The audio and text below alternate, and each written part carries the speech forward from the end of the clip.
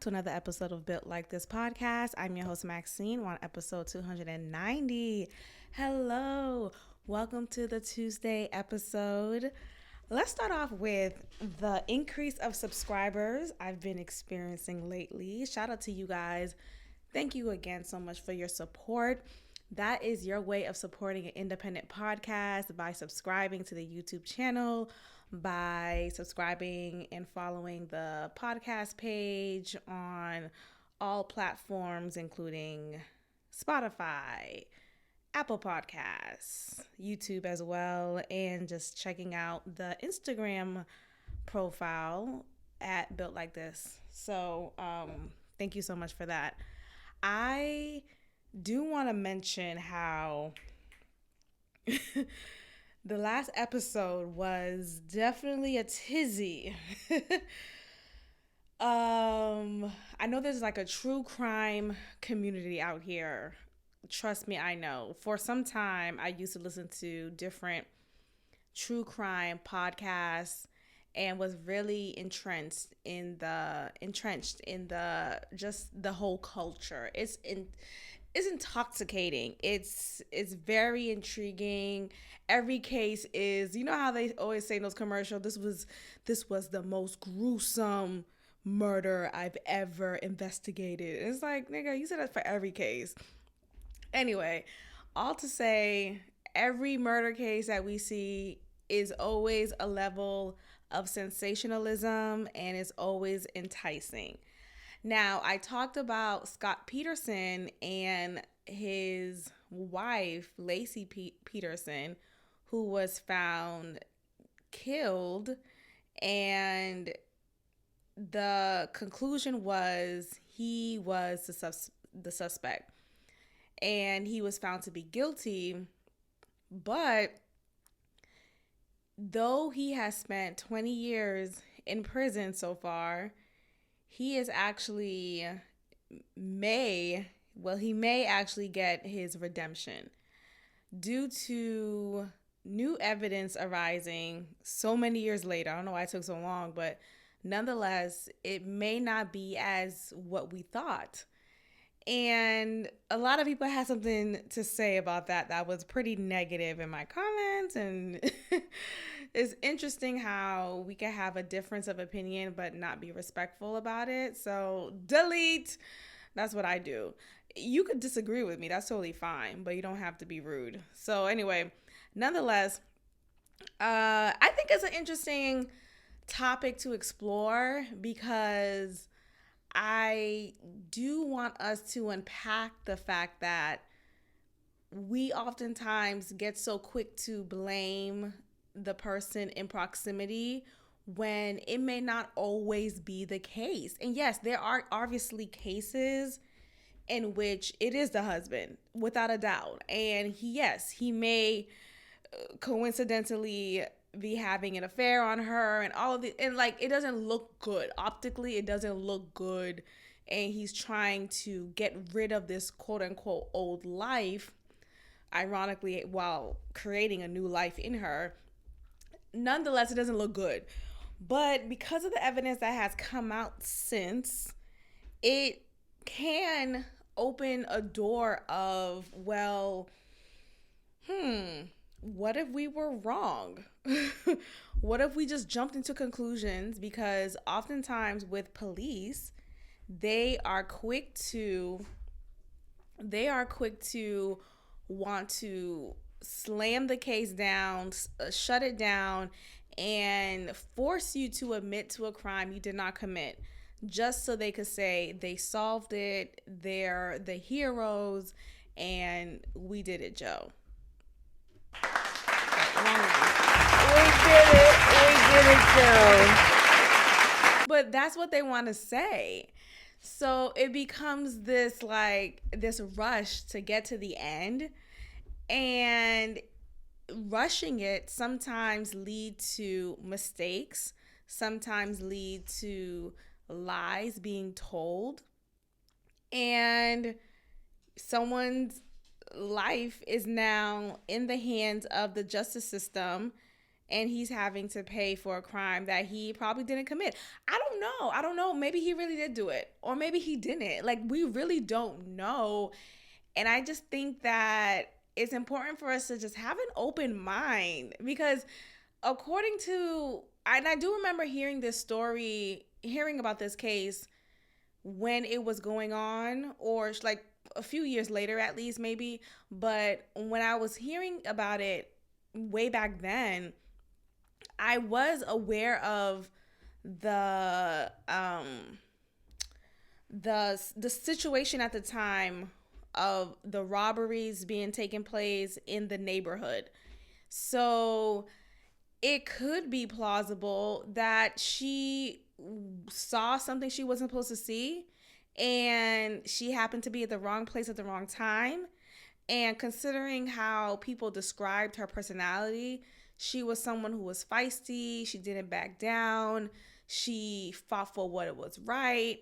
So she probably was a target in the moment because she saw too much, and boom, they're not caring about the fact that she's pregnant. They just want to get her out of here. So I don't know. It really could be any of those things. I just think there wasn't necessarily astounding evidence that proves that Scott Peterson did it. That Scott Peterson did it. It was just all circumstantial evidence that was good enough. Anyway, who knows? I don't know if he did or did not. So please, please, please, like, dang, did y'all get killed? Like, it's like we get so entrenched in these cases. Like, is she you? Like, I don't know. I just relax. I'm so sorry that a life was lost, and it's devastating, of course. But please relax. Anyway, let's talk about Charles and Netta. Charles and Netta. Now, this has been something popping up in my timeline for quite some time now, because they have been viral for several weeks, I would say. And I've been doing my best to ignore this. I've been doing my best to act like this is not a reality that we're living in. I've been trying my hardest, because I just could not understand what is going on in our world right now, where we are questioning whether this person's a man or a woman. At first, when I started watching when I came across the videos on my timeline, Miss Netta, I was like, she looks a little interesting. Like, she just looked very strong in her physique and in her facial features. It was just it wasn't quite feminine-like. Now, I know there are women out here who are biological women, but who do have more of a masculine feature within them. So, like, the strong jaw. Shout out to Jim Jones. Or Cameron. She got a strong jaw, ma. Like, those type of features are more so masculine. But in this case with Miss Netta, it was like, I really can't. It was just hard to figure out if she was just an older woman, or if she was someone who, I just couldn't figure it out. I couldn't figure it out. The scars on her face, everything was just a little off-putting. Anyway, come to find out, she really is, in fact, a man who is dressed as a woman. And she actually, prior to her transition, she was married to a man, like in a heterosexual relationship.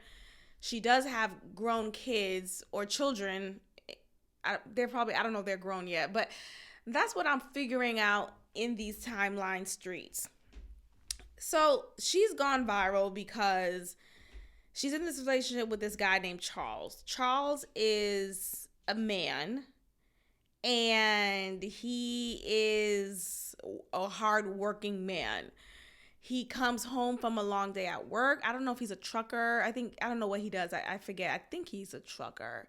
But he comes home from a long day at work. Miss Netta is preparing, well, she already prepared his plate for him to indulge in as he comes home from work. And you see in the video that she is wearing a lingerie set. And again, just the physique is, I don't know if she went through surgery already. Like, it was just a strange look. She looked a little off-putting. Anyway, Charles is being catered to. He is basking in her expression of love. And, to each their own. That's fine. Whatever. God bless. I do want to talk about the fact that Charles is essentially in this clip, and throughout the clips that I've noticed, he comes across as like a beta male. Someone who is very much a simp, someone who is controlled by his woman and doesn't really have much of a say-so in the household. It seems like she kind of runs the show, and that's just how it is. He is now trying to be the Kev Samuels of the internet as of late. And he's giving some advice to real women out here. And I just feel like the messenger really does matter when delivering a message. The messenger really matters when delivering a message. He comes on and he talks about how modern women and like being a woman in a relationship, like a traditional woman, you like 1 and 2 can't happen at the same time. You have to pick one. So let's go ahead and take a listen and unpack this tomfoolery. Cause I'm just like, child, what? Here's the problem with most modern women. They want to be modern, but at the same time be a housewife. You can't do that. You can't. You got to pick one. You can't sit here and say you want to be married, but then you sit here and say you're a modern woman. You can't be modern and married at the same time. You can't. You got to pick one. You can only pick one. I mean, I want to know, what is he picking? Is he picking a man or a woman? Because you got Miss Netta, who is a man, but just as a woman. Which one is it? You can't do both. You gotta pick one. Which one is it? If you're gay, then just do that. Then just say that. But it's just so funny how you have some men, or just him, for example. Let's just be specific here. You have him, for example, trying to deliver this much needed advice, and your home looks weird. It's a little off-putting. You can't do both, because I'm put like this here. If you could do both, 9 out of 10, your husband or boyfriend is a beta type simp. And the irony in that is he's the one who's the beta type simp. If you watch the videos, the short clips of him and Miss Netta, you see how she is just dragging him, beating him down. Like, there was a video of her getting mad at him for, I guess he was playing PS2 for too long, and she got upset, and she started hitting on him. And he's taking it and not really letting her know this is not okay. So for him to now come on YouTube with his ring light talking about, and this is no shade to ring light, I got 2 right here, but he's coming on and he's trying to do what? Sir, what are you trying to prove? I'm sorry. He's probably, like, if you sit here and say you can do that, your man is a beta simp.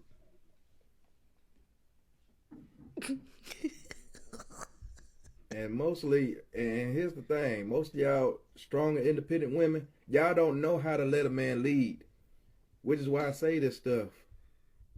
You don't know how to let, but in his relationship, his woman is the one that's leading. So that's the thing. Like, oftentimes you hear these like strong messages, but the deliverer is the wrong person.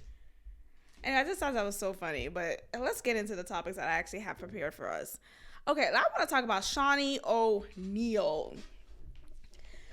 Shawnee O'Neal, who is now actually Shawnee O'Neal Henderson, because I don't think she got rid of her O'Neal last name. She actually just added on to it now that she is married again to Pastor Keon Henderson. Let's talk about it. Okay, now, this conversation is going to be a little interesting because I've alluded to this pastor for quite some time now throughout different episodes, but I was hesitant on saying his name because it was just kind of too close to home because I'm literally in the same proximity, let's just say that. And we had a short interaction. It's not that serious, but it's just the fact that we had an interaction because I was a member at his church for a little bit, and I have just like direct experiences within the church of me just recognizing moments that I felt were interesting. Interesting because when you are an attendee, whether you're an attendee or a member or visitor of some sort at a mega church, you notice a couple of things that may rub you the wrong way. And while I was at his church for quite some time, there were some things in his behavior that rubbed me the wrong way, that made me feel like I don't know if things are all the way authentic as they should be within a church. And it eventually turned me off, and I'm no longer a member at the church. Some of the things include this praise and adoration that is clearly around this man, this pastor, in a way where it feels like he is a celebrity and anything he says is gold. Now, it's one thing to be like a prophet or, someone who is seen as a respected and reverent person in the community, in the church. All of that is well and dandy, but there's a thin line when it becomes this awe and adoration of just of celebrityism, I would say. And I was there when he was previously married to his second wife, the one right before Shawnee. And I remember she was in the church. His second wife was in the church with him, walking in with him, leaving with him. And then I remember a period in time in which she was no longer in the church. She suddenly was absent more than usual. She suddenly just wasn't as just present at all. And you'll see that he'll come in only by himself. And he wouldn't really talk about her, or he wouldn't mention her as he would previously. There was a sermon in which he talked about his marriage and how they've been married at that time for 4 years or whatnot. And he just talks about the love that he has for her. He just talked about the marriage things. And after a while, you wouldn't witness him mention their marriage and what they got going on. So after a while, I then noticed that Shawnee O'Neal was suddenly at the church, and she was a panelist at a conference that was had at the church. And I just thought that connection was interesting. And I always kind of felt like, okay, that's interesting. And things just kind of unpacked from there. I noticed she would appear a lot in his Instagram and vice versa, yada, yada, yada. I bring all this up to say, I think he's an opportunist. Hello? I bring this up to say, I think he is an opportunist. And after some research, I've come to this conclusion because I've learned that his previous marriages to his ex-wives were a moment in time that was opportunistic for him. To my understanding, they were more successful than him, and they were just more established. And I noticed that with some men, they need to leech on some women to feel more complete, it seems like. And now that Shawnee O'Neal, at the time, like prior to them getting married now, was available and accessible, it just seemed like a great opportunity for him to latch on to her.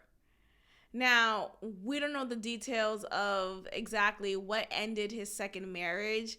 And, sure, it's between them, yada, yada, yada. But I just find it to be a little trendy, like, oh, let me go ahead and marry Shawnee and now be this influencer, now have a reality TV show. It was a limited series, and bask in the celebrity of it all. And I just think it's very agenda focused, considering that he is already a mega church pastor. He already has the adoration from his congregation. All of that plays a role into how he's perceived, into the businesses he can now establish, and the profit that he can continue to make from this now arrangement. Is it true love?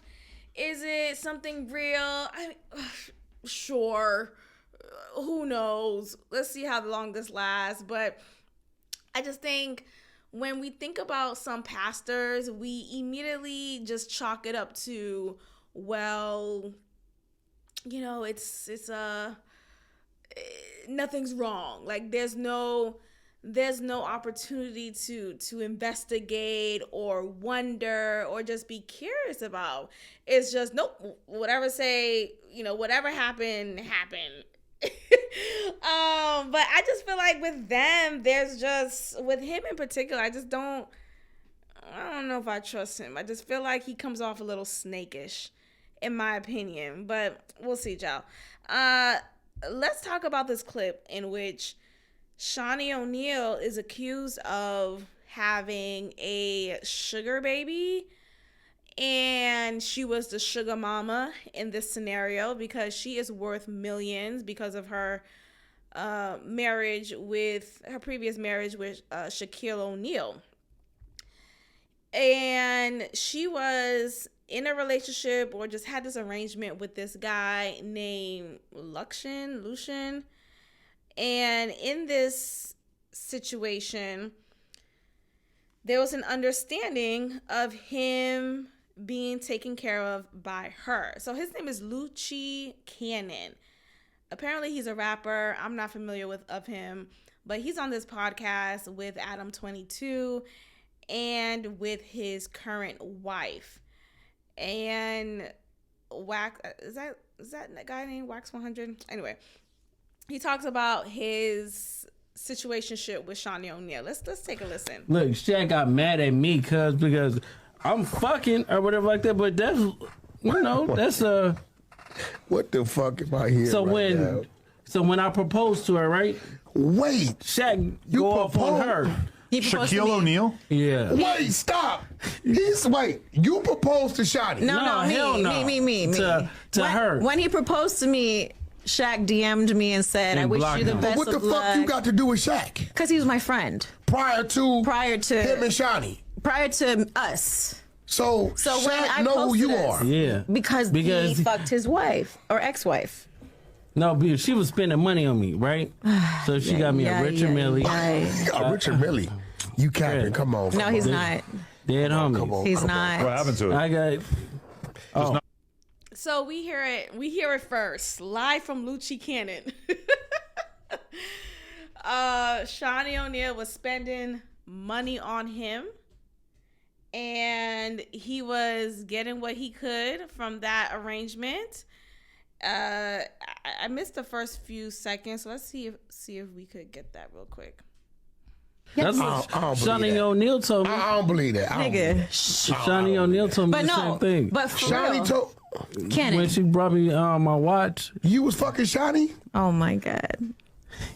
Shawnee O'Neal. Oh my You know the God. crazy part, No, right? hold on, nigga. Look, Hold the on, crazy no. part, right? No, look. No, what? No, wait. Hey, look. So look. That's a wild card, Listen, bro. Jesus. She brought Bro, what me do that AP, right? Wait, who brought you an AP? Shawnee, right? No, what? Shaq's bank account. Now I don't know what an AP is. Maybe that's above my pay, above my bracket.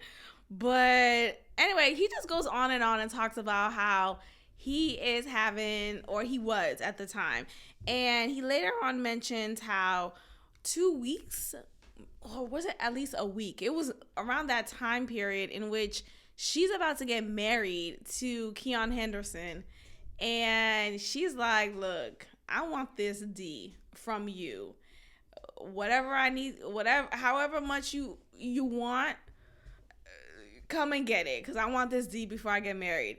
So at first she was gonna offer him, or she did offer him $10,000, but he negotiated, because life is about negotiation, right? He negotiated and said $50,000, and she's like, bet. He comes over, bam, bam, bam, bam, bam, and that was the arrangement. And the fact that it happened a week prior to her getting married to Pastor Keon Henderson, and it's like this. Now look, this is all alleged. Let me just say that too, but it's not. I feel like it would be so random as hell for him to make this up. For him to just decide one day, hey, I'm going to come on this podcast and mention how Shawnee O'Neal paid me $50,000 to have sex with her 1 week prior to her getting married to Pastor Keon Henderson. Like, come on, like, yeah, I absolutely do believe it, but it's alleged. Happened to it? I got. Just not today. No, he gets shot too many times. He don't wear shot. jewelry no more. Yeah, so it's like, at the end of the day, I was fucking. I mean, she was like a sugar mama to me on Crib. So at the So end you of the can't, day, men do the Okay, same hold thing on. women do. I telling you right now. One second. Okay? 1 second. Let Men do me the ask you same a thing. question. Was you going to the house? I was going everywhere. Well, what city was the house in? Listen.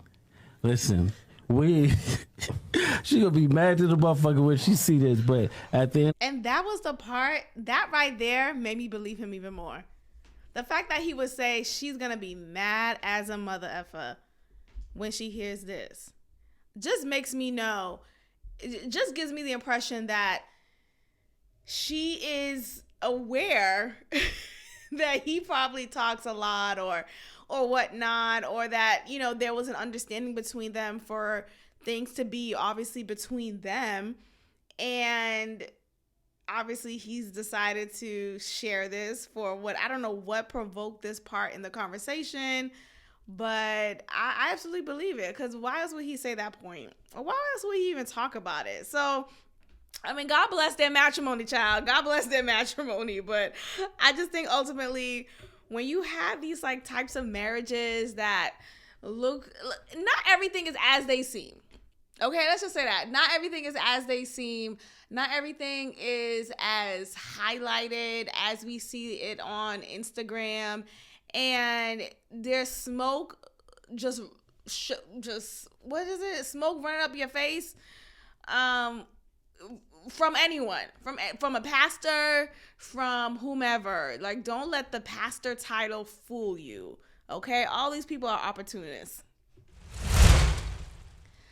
So, am I the last one to know that Training Day, the movie, is actually inspired by a real cop? Hello? Was anyone gonna tell me this? I could have sworn this was not ever mentioned at any point when I watched this movie, nor was it mentioned, like, there wasn't even like a based on a true story disclaimer in the credits. So I forget how I even come across this, but I'm really fascinated. So it says it's this inspired the movie. So I really do think it's based off of this man here. His name is Rafael Perez, and he was the crooked LAPD officer who stole pounds of cocaine and inspired the movie Training Day, which starred the Denzel Washington, and Ethan Hawke. Phenomenal movie. So this took place in 1998 when Rafael Perez was arrested for stealing $800,000 worth of cocaine. My God, today. He later took a plea deal and exposed the LAPD's Rampart scandal. So because of the plea deal that he took, he was able to not have too much of a hefty sentence, apparently. So Raphael should have protected the public by lawfully dismantling gangs. Instead, he and dozens of other officers in the LAPD department ran the streets by shaking down gang members for drugs and money and stealing and fabricating police evidence. And we know the story because many of us watch Training Day. Training Day is a classic. I would certify it as such because, King Kong ain't got shit on me. Like, hello? Is the mic on? The movie is a classic to this day. So, shout out to Rafael Perez for your work in being the corrupt cop that you were. So much so that it inspired this movie. But I just thought this was so fascinating. And then even looking at this picture, I could see how his mannerisms, I could see how Denzel played him well. He was definitely imitated well in this movie. Denzel deserved that Oscar that he got for this movie. So, but it just makes me wonder, like, corruption is just the way of the world, man. And can we even be mad at it at this point? It's the system that we have to be mad at. It's the way things are set up for us to essentially fail or essentially be broken down from, that if we don't corrupt, then we're just going to be a victim of this system. There's a level of corruption that we all do in some shape, way, or form. Corruption doesn't have to be so extreme. It could just be, I decided to use this previous lesson plan that I had before, and I just zhuzhed it up instead of me having to write a whole new one. Like, that is as simple as that. It's basically just a demonstration of not being as real and authentic in the moment as you are expected to be. And you're doing it for the essence of working smarter, not harder. That whole saying is corruption in and of itself. Because what the fuck is that anyway, right? I could work smarter by working around the issue. I could work smarter by using what you've already produced or was already produced before me. I could work smarter by not reinventing the wheel. Like, there's so many ways for us to work smarter without tiring ourselves out, right? Without working harder. And there's some corruption in that.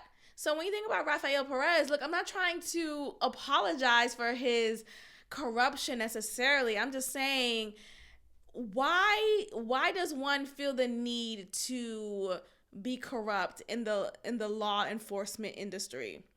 Why? Because these police officers aren't getting paid. You know, they're risking their lives every day to quote unquote protect and serve. And at this time in 98, what was it, $32,000 a year? Like, there's not much necessarily riding on this that is worth it. You know, so a lot of these service jobs, teachers, police officers, social workers, if you're not corrupt, I mean, what are you doing? I mean, where are we going here? You know, there's a level of corruption that you have to do. Something has to be corrupt, okay? Maybe you're working a second job and you're doing that to make ends meet. Sure, I commend you. But understand there is a level of corruption that you are adding to make your day go smoother, to cheat the system, right? Maybe you clock in at a later time to cash in more money for your hours that day. That's corruption. There's corruption happening in any scope of the meter here. Like, people are corrupt. It's the human way. It's the humanity in us. So this idea of like shaming others even more so because, oh my gosh, your level of corruption is worse than mine. It's like, okay, sure, but you're corrupt too. And I say all this to say, is Rafael Perez still in prison? Let's look that up.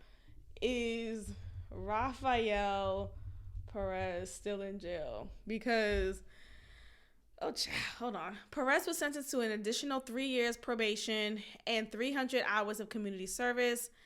After his release from prison, he settled with his family in England. Okay, he's out. Well, I guess King Kong ain't got shit on him then. King Kong ain't got shit on me. So how long did he spend in jail? How long? Because when I tell you, child, when I found out this was a real story, I'm like, what? I mean, is he a hero? How long did Rafael Perez go to jail? Child, you mean to tell me he only spent 3 to 5 years? He was released in 2001. Oh, so he's been released. So he's been living his life, totally moved on. He probably watches Training Day and has a photo of it, a press release of it on his wall. But God bless, child. So what happened in Los Angeles Superior Court, Judge Robert Perry ruled that due to safety concerns, Perez could serve his parole outside the state of California. And that probably was best, considering his corruption. But I'm not trying to necessarily encourage us to all be corrupt, but I'm just saying I'm not surprised if we all are in our own way, because it's really the humanity in us. It's nothing more. It's nothing less. So, God bless. Okay. Let's get into our next topic here. So, I'm having a hard time understanding this Meg and Nicki beef, because what is happening? I don't know what to really make of it. I feel like Nicki, I think she's just so talented, right? I think she's so talented. I really loved her in my college years at UNH, because it was just a particular time in my life in which I knew her songs. I knew Itty Bitty Piggy. You know, I was with my college friends and we was rapping along. It was a time like we were hip hop. We were hip hop, okay? So she holds a special place in my memory because of those moments. After the years, I feel like I don't know if it's bitterness. I don't know if it's jealousy or insecurity. I don't know what it is, but it's just this need for her to fight every female rapper who dares to live out their dream of being a rapper. Who dares to write a hit song, rap a hit song, who dares to win awards, it's like she is constantly trying to find a reason to fight these bitches. And after a while, it gets tiring. It started off with Cardi B, and Cardi B's ascension was paramount. It really shook us all. It shook us to our core. Cardi B really held her position as number one for quite some time and took that away from Nicki Minaj for quite some time. Let's just be honest here. Now, if it's warranted, it's up to you to decide that. I know people are quick to discredit Cardi B because she doesn't write her rhymes and she just raps it. And okay, I'll give you that. But her delivery, her connection with the audience is so strong that it doesn't matter at this point. And unfortunately, us listeners, we don't care too much in this day and age if you are a true lyricist, if you are someone who's truly talented and take your craft seriously. I do care personally, but don't get me wrong, it doesn't mean that I haven't bopped and danced and twerked my ass to a Cardi B song. I definitely have. So, anyway, I say all this to say, Nicki comes off like a hater. She does. And I hate to see it. I think she is so talented, yet her image, I feel like, is being tainted for a while now. It's not looking good. Anyway, so she is now beefing with Meg Thee Stallion. I really don't know where this came from. Nicki's the type of person who, if you are friends with my op, then I am now your enemy. I will now go after you. I am beefing with you. You are the scum of the earth. And it's unfortunate. On one hand, I do understand that type of mindset, right? I do. But on the other hand, I do recognize that's so childish and immature. People could be friends with whoever they want to be friends with. People could work with whomever they want to work with. Nonetheless, Meg Thee Stallion, we know her to have 2 songs so far with Cardi B. Wet Ass Pussy, and Bongos. So it's clear that they have some type of relationship, so much so that they are continuing this duo of theirs sporadically, at least. Maybe that was the reason maybe that is a reason, the origin behind their beef, behind Meg and Nicki's beef. But I just feel like that's so dumb. Anyway, so they are beefing. Meg decided to release a diss track, and it's called Hiss. In this diss track, she's clearly dissing the heck out of Nicki Minaj. And according to the people, Megan won.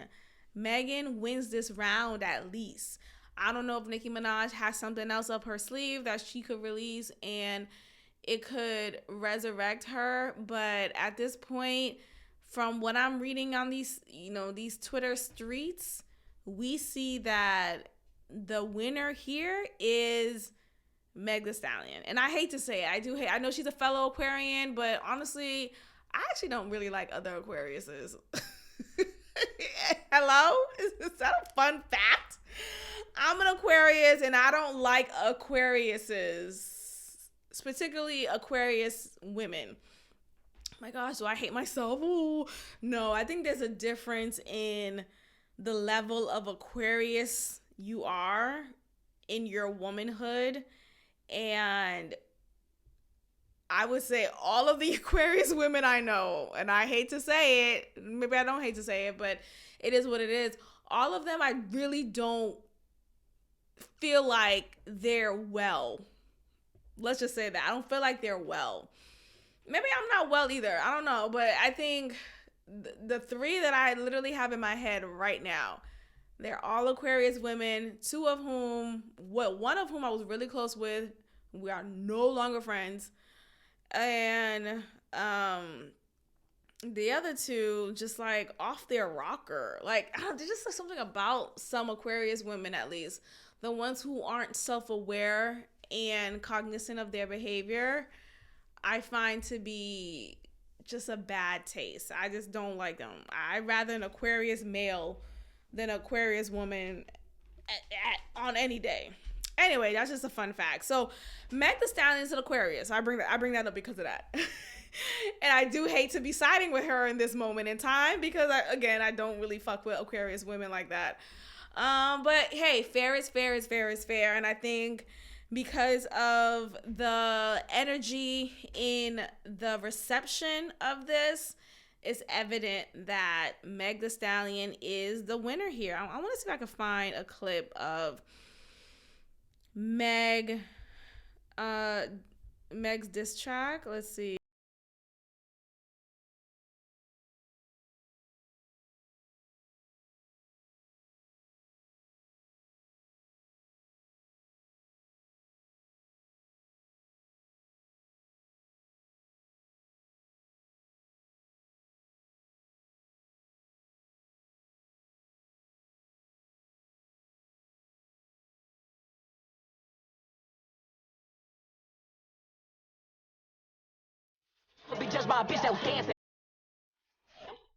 Okay.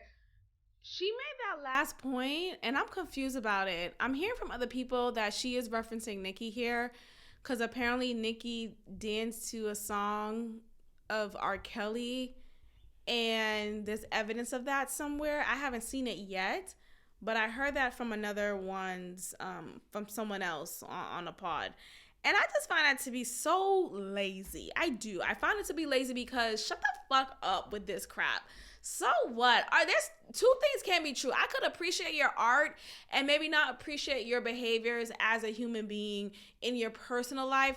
That ain't got shit to do with me, okay? You call out everyone too, if that's the case, because there are a lot of other rappers, musicians, singers, whomever, who have not the best past, who have immoral behaviors from the past, and we're so quick to just forget that and only focus on these like high names like a R. Kelly. Like, so what? So I'm listening to R. Kelly. I don't care. Stop. That's tiring. Okay, so what?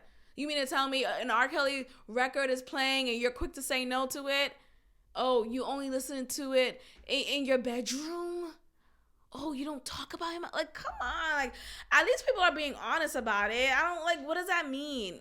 Am I no longer a upstanding woman, an upstanding person because I listen to R. Kelly? Like, shut, it's just so stupid. There's so many things that we watch, that we consume, that we listen to, that is made by people who are of that same echelon, who have done and committed heinous crimes against women, against young girls, and yet, oh, are you boycotting that? You're not? Okay.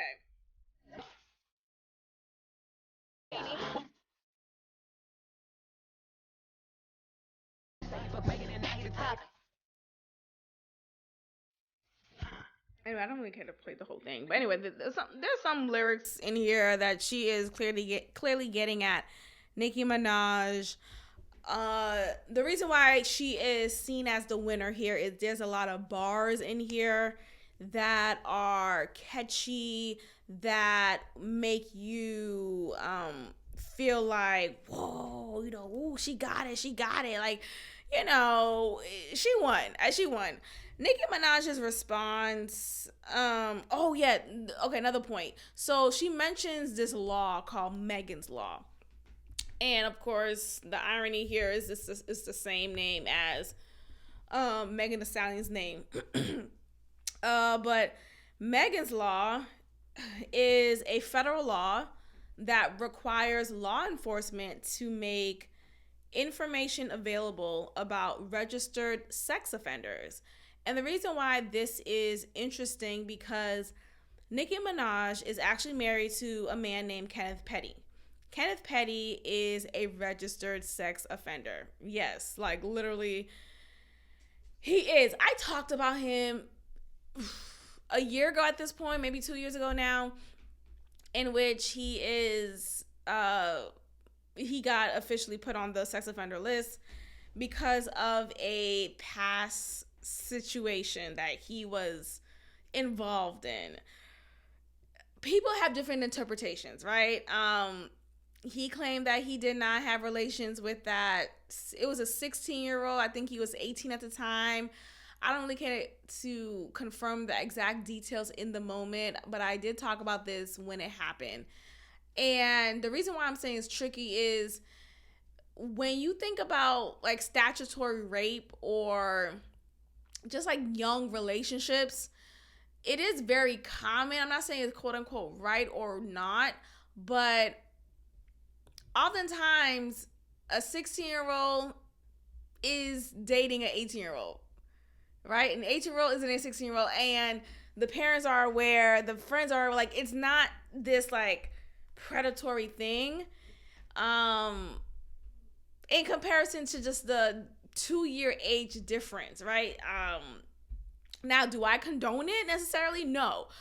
But this is something that happens a lot, and I don't know, I'm trying to articulate myself in a way where the way that they paint it out makes it seem like he brutalized her.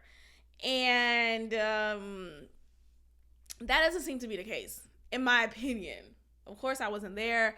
I don't know the details, but nonetheless, he was, and then it came out that she was lying.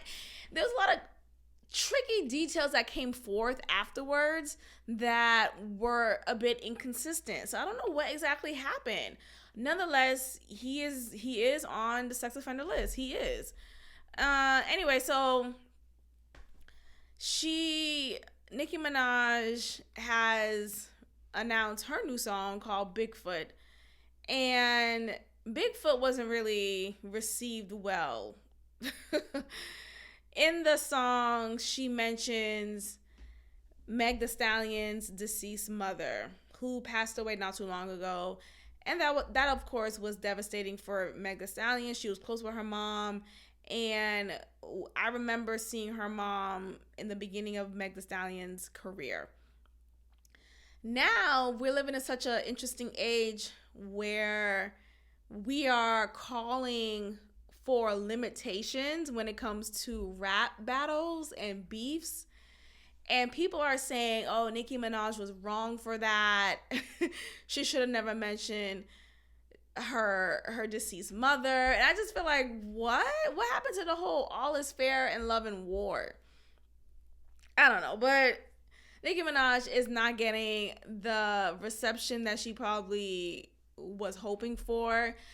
What's interesting about Nicki Minaj, because she is someone who comes from New York, a lot of the East Coasters, and look, I've experienced this myself, we're nasty. Like we're mean when it comes to dissing someone or when it comes to just like cussing someone out. We go to the gutter. Like there's no like limitation. It's like, no, we go underneath it all. Like it's really nasty. And being that Nicki Minaj she's Trinidadian, I believe. Like she's from the Caribbean.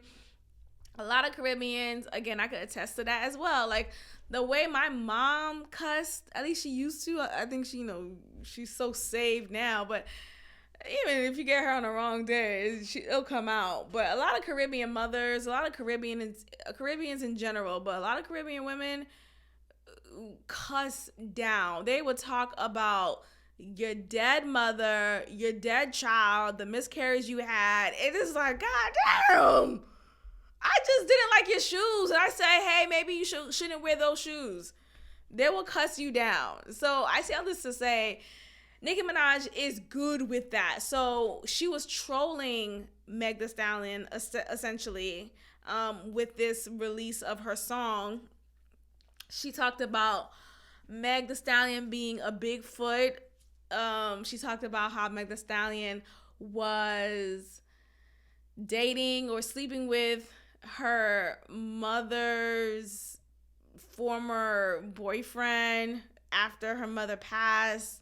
It was like a lot of interesting details. And look, okay, but I mean the people are still not rocking with her diss record as much as they are with Meg Thee Stallion's diss record, and that's very interesting to me.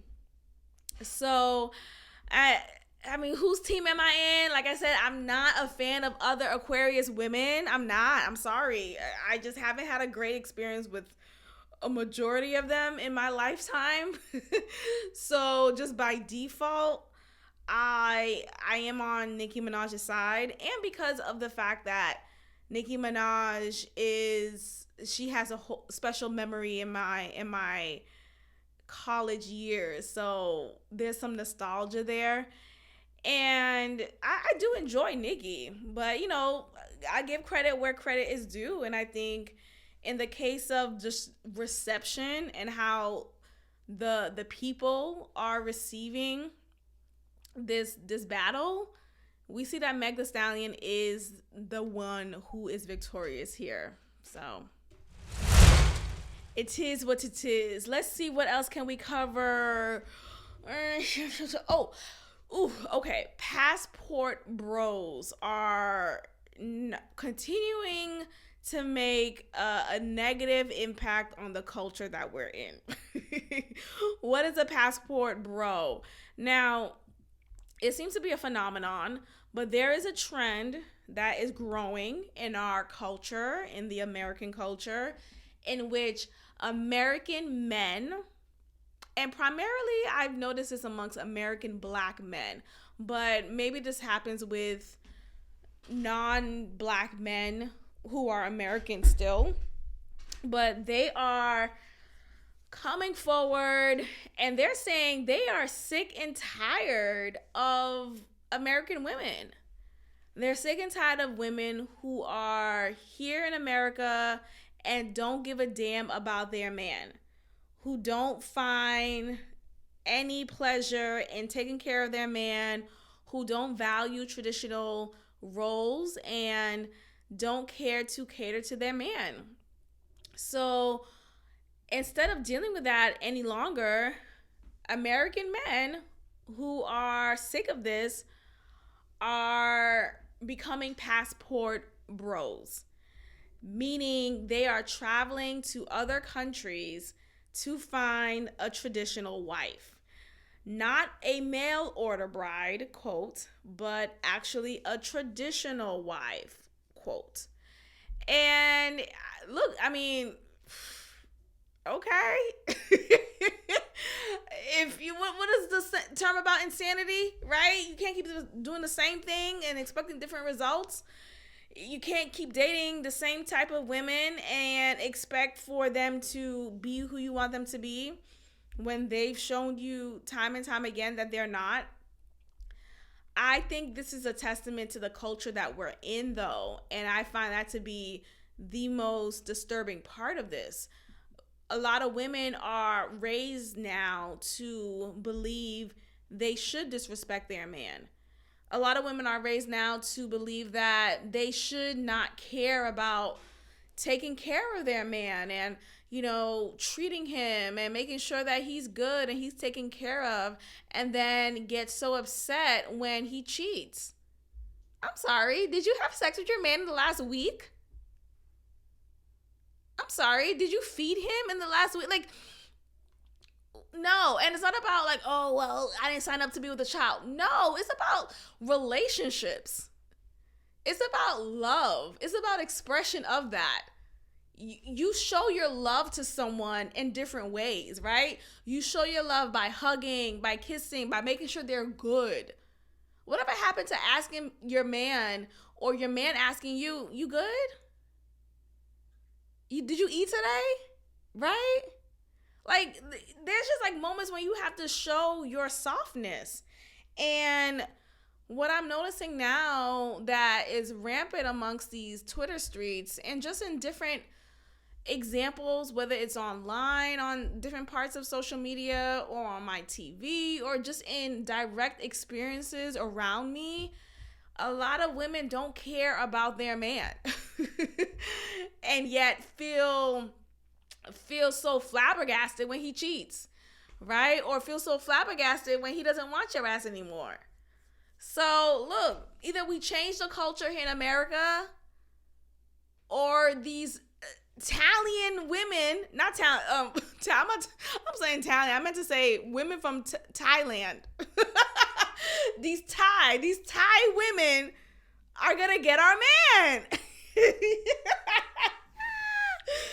So stop. Get your act right. Leave the feminist movement alone. Leave them alone. Okay? You have been deceived. Leave it alone. And go get your man and make him a plate. God damn. Suck his dick. I can't keep doing this shit. Let's end it here. Thank you so much for listening, you guys. If you enjoyed this, make sure you like the video. Leave a positive review if you enjoyed it. Tell a friend to tell a friend. And I will check in with you all next time. Peace.